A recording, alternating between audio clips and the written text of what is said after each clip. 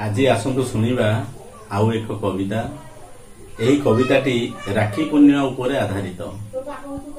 जदि भिडियोटी भल लगे ताहले लाइक करिवे, शेयर करिवे, ता सहित सब्सक्राइब मध्य करिवे।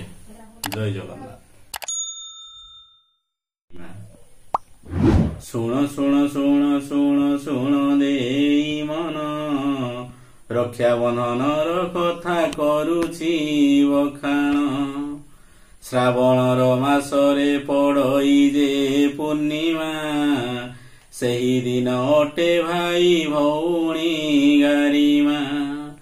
सुभद्रा देवी राखी बांधती जगा बलियाकू, भाई माने रखी थांती भौणी कथाकू। आमे सेई परंपरा बजाई रखिबा, भौणी भाई हाथे राखी जे बांधिबा।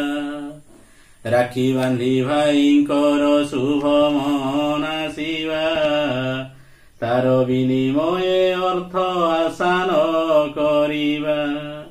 भाई माने आमे सबु प्रतिश्रुति देवा, भौणीर सुखे दुखे छिड़ा हेउथिबा।